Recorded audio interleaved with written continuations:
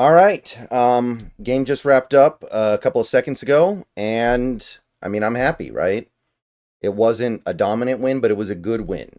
It wasn't a blowout, but it was a clear victory. And with the way UCLA's been playing the last 3 weeks, I think that's all you can hope for. So, 20 game win streak at home, 6 win season gets you that bowl game. Now, we still do have one more game to play in a couple of weeks here on the I think the 30th. We're going to get pushed around. We're going to get whipped. We're going to get dominated up and down the field. I think we all know this. I think we all get that. But that's why you needed to win this game, and they did. Now, I'm going to be perfectly honest with you guys. Even though I was streaming a watch along of this game, I missed most of the fourth quarter because I wanted to watch the Tyson fight. So I didn't see everything that happened at the end, which is kind of too bad because basically all the great stuff, all the putting the game away stuff happened in that window of time. So I think we had 2 touchdowns. We had a turnover that set up an easy touchdown drive, all happening in the all happening in that fourth quarter. So I didn't get to see the best stuff, admittedly, but even in that first 3 quarters where the game was close, I I would say that if there's one thing to really take away from this game, it would be that despite my concerns about his ability to run a full offense, when this team basically decided to put Will Rogers on ice and put Devin Williams in and basically just say the rest of the game is yours, he actually did really well. He looked better in the sense that the offense was better. And I imagine that at the very least, we can't have great things this year. We've lost too many games to have great things for this year, but we can have great things next year.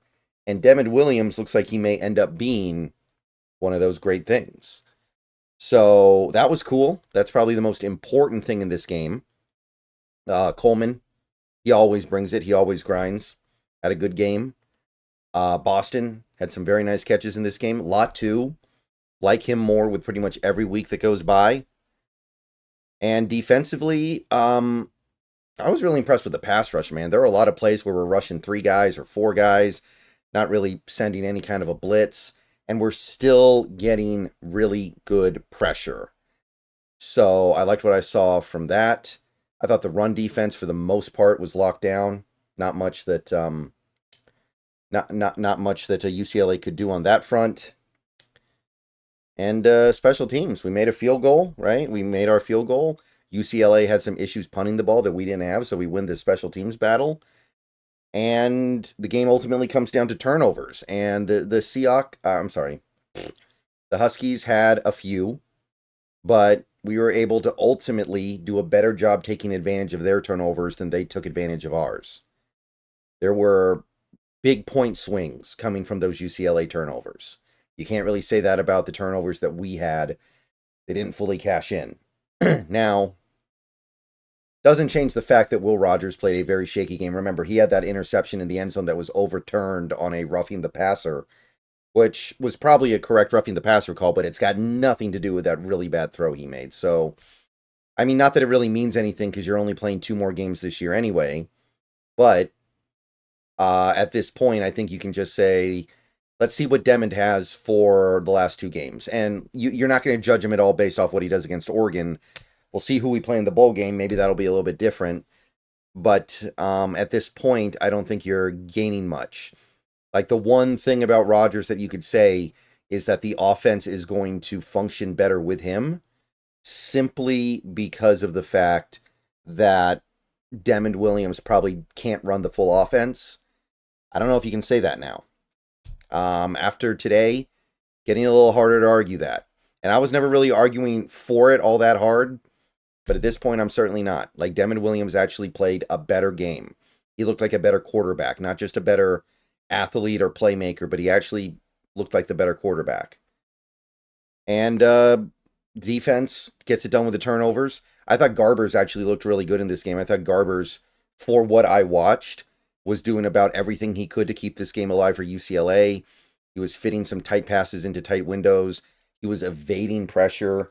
He was doing a really good job of stepping up into the pocket, climbing the pocket away from pressure.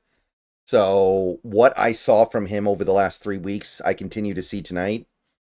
So that's a surprisingly legitimate quarterback that they have there. I don't know what happened in the first few games, but he's been playing a lot better lately, and he played better tonight. So I'm content. I don't have a ton else to say other than that. This was not a face-saving win or anything like that. You didn't go out there and win by 70 points, and now you can say, oh, see, we were this good all along. We just took forever to get going. It's still a slightly above average team, probably. It's an average to slightly above average team. But that's what I was just hoping for. Not hoping for, but that's what I was going to hold the team to the standard of. I think you guys, you get what I'm trying to say. So I would say that we as Huskies fans can be satisfied with this season. Maybe not happy. Maybe happy is not the right word. But I think you can be satisfied. There are concerns about this regime with Jedd Fisch. There were problems this year. Problems that I thought involved him as a coach. There are problems with this recruiting, possibly. It depends on who you ask. I'm not super down on it at this point. Some people are a little more questioning. But overall, I think you have to say, let's give this another year. Let's see what happens in 2025. And if we don't see things go significantly in the right direction, if you don't get like, at least an 8-win season, okay, time to have a different conversation. But yeah, congratulations, Huskies. I guess tonight was senior night. It was the last home game. So the 20-game home win streak will be carried over. And hey, that's something that you don't see very often in college football. And even through this very mediocre season where the team was clearly flawed and didn't have the level of talent of a lot of the top teams, they kept that home streak alive. And right now here in Washington State, we're dealing with some sports teams that don't seem to play with a lot of pride at home. So it's nice to see at least one of the teams being able to do that. All right. So shout out to the team, man. Shout out. There wasn't any necessarily one person that really stood out. I feel like except for maybe Williams and Latu.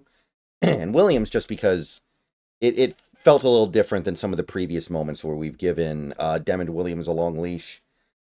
Yeah, I'll see you guys tomorrow. We're going to have a lot of college football tomorrow, none of it involving the Huskies. And then we got the Seahawks the next day. But for now, I am content. This team has met expectations. Now, if you do want to pull off the miracle next week against the Ducks, now we're talking about exceeding expectations, but I'm not even going to talk about that. We'll have another video to talk about that. All right.